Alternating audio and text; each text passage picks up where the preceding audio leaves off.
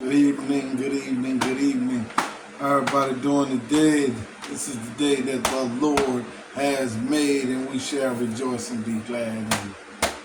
Well, today is Monday, as you can see, so it's an unexpected turn of events that I didn't get the message. The message didn't come out yesterday, so better late than never. So I thank the Lord for giving me the strength to keep pushing and keep praising and to keep working and not to give up and keep going in with His Word and helping those that need help and helping myself as well. You know what I'm saying? So I hope and pray we enjoy the Word tonight. The Word is coming from Proverbs 23, verse 7. For as he thinketh in his heart, so is he. Eat and drink, saith he, but his heart is not with you. The title of this, if I was to give it a title, is What Are You? You ever thought about why you in the predicament that you're in? What type of person you is? What things your dreams haven't came to pass? What type of man you is? What type of woman you is? You ever think about those things and you wonder, why am I the way I am? Why am I where I'm at? The first thing we should come to is our thoughts. When we think about a lot of us don't think about our thoughts, but when we do think about our thoughts are basically where we're at in life, because we think before we get to where we're going. So if we haven't gone anywhere, because we haven't thought about going anywhere. And not saying that like we don't have hopes and we don't have dreams, but sometimes our thoughts lead us down paths and roads that cause us to tumble, cause us to fall, cause us to go around in circles, round and round and round and round and round. When your thought process is not focused on the right things, the positive things, the Lord, situations getting you where you need to go at, then most of the time you're not going to go where you think you're going to go. And it leads to a lot of depression, it leads to a lot of anxiety, a lot of frustration, because you keep thinking and thinking and thinking about this and thinking about that, but you're steady wondering why you're not where you're at, who you really are. So when you think about who you really are and why you are where you're at, think about what you think about. You know what I'm saying? You actually literally got to think about what you're thinking about. Because most of everything you think about is what you is. You know what I'm saying? So like, I like things that's purposeful. In my mind, everything that I want to do that I think that I need, it has to have a purpose. You know what I'm saying? So in my mind, I'm already thinking about what I'm going to do with whatever I got or whatever I need to do or where am I going to my next stage. I'm already thinking about what the purpose for it is. See, my mind, I think like that. And sometimes I overthink like that because I want a purpose. I'm trying to figure out the purpose of everything I'm doing. But sometimes that leads me to taking too much control. Because I want to know what the purpose is. I want to know, I've already assigned the purpose. I already assigned the place. I'm getting there, what I plan on getting there, when I get there, how I want to get there and everything like that. So that comes from my mind. So when I'm thinking about all that, I'm not thinking God is in control. So if I done did all this thinking, what was God at in the midst of any of that? You know what I'm saying? That's just an example, because like I say, it's not that it's bad thinking, but it's like wrong thinking. You know what I'm saying? So when you think about why you at where you at in life, ask yourself again, what are you thinking about? Some of us, I've been in a situation when I was before I got saved, I was in a bad life, in a bad time, and all my thoughts, I had so much regret. I felt so much bad, and that's all I thought about every day was like, my life was empty, it was worthless, I was worthless, people called me worthless, I couldn't forgive myself, I couldn't be around people. I gave up on my family. I gave up on my life because all my thoughts was like it was over for me. I just felt like I had messed up so bad that I couldn't come back, that I couldn't do this, and I can't. My mind had me trapped in a place for almost 30 years. I said 20, 25, about 25 years. And this came from my thoughts. Every day I woke up, I felt sorry for myself. And it started right here. You know, like, you ever think, when you put a thought in your mind, it seems like your body goes along with it.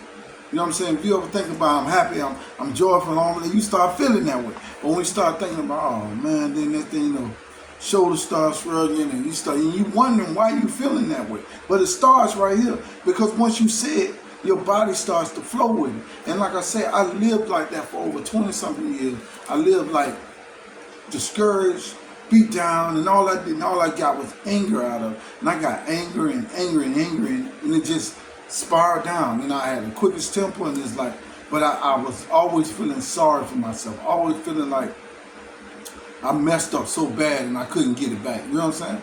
I couldn't make a change. You know what I'm saying? And it's like, it took that to get broke. It took the Lord to break my mind, to break that thought process. You know what I'm saying? My mind is not like where it need to be, but it's better, way much better than what it was. You know what I'm saying?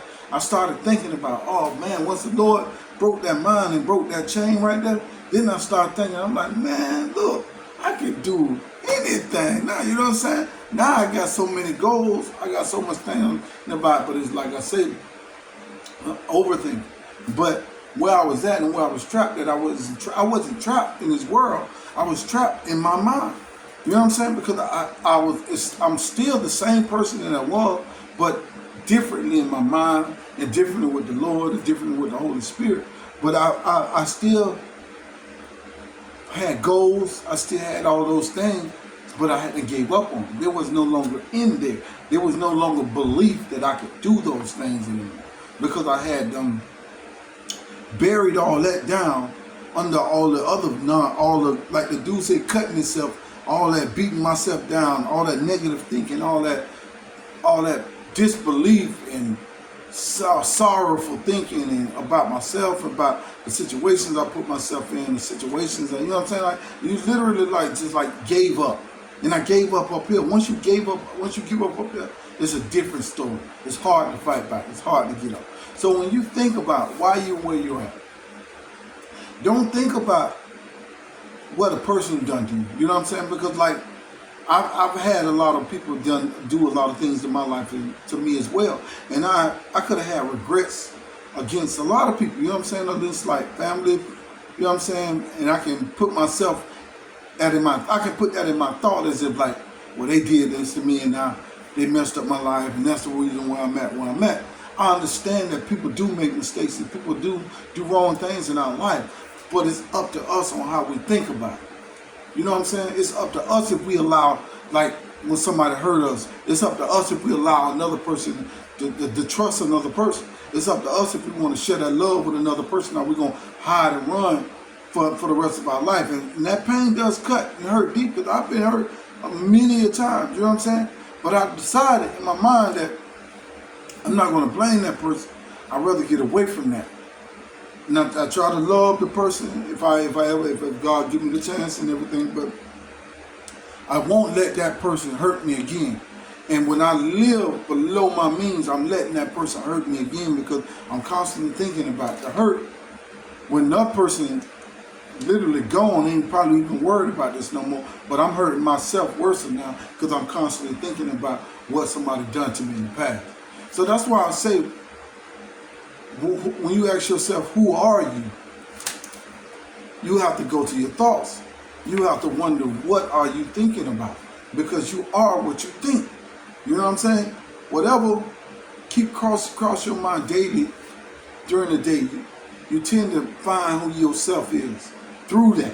When you look at your thoughts and you rehearse the things, and you catch some of the stuff that you write it down sometimes, and catch some of the thoughts that you're going through, and then you can wonder who you are and why are you where you at. You know what I'm saying? Even in your even in positivity, even when you see something good about yourself, look at what you was thinking about. Look at remember some of the good things that you were thinking about that push you to where you were going. Because majority of the time, even in the positivity, when you're going somewhere positive, you thought about this. You done made this plan. You set something in your mind to say, I'm finna do something different. I'm finna do this. This finna be done. You know what I'm saying? You didn't just accidentally fall into something. Most of us don't get it like that. Most of us out here, we got to go get it. We got to hunt for it. We got to work hard for it. It don't just come with a silver spoon. Most of us got to go out there and get it. And going out there and get it, the first thought is through your mind. So I'm hoping and praying that we learn how to change our mind, man, and put positive thoughts in there. Because when a lot of people don't read the Bible because they don't understand the Bible. But I'm telling you, it's the best thing to put inside of your head is positivity. You know what I'm saying? You can always find other positive atmospheres, but the Bible is the best thing because it's the truth. You know what I'm saying? It's if you actually sit down and continue to read this Bible and ask the Lord to open your mind and open your thoughts, and you can get some of that other thoughts out the way, you can probably understand that Bible better. Because you got to remember when the devil doesn't want you to read in the Word. He don't want you to know the Word. So he's already throwing everything in the world at your mind to block you while you read the Bible. So most of us don't understand the Bible is because we can't focus to read the Bible. You know what I'm saying? So you have to overcome that. You have to pray. You have to ask God to help you to be able to kick him out so you can put that good stuff in. And best believe it does help, man. So I hope and pray that I was able to help somebody and that we help each other, man. That we start thinking about helping each other and we believe in each other and we believe in our heart. Because in our heart is our mind. So whatever we think and we love in our hearts and our minds, man, we got to think about it. We got to think about it before we do it. So once we change our mind, man, we can change this world, man. So I hope and pray we all try to change this world together, man. God bless you, man, and I love you, man. Peace.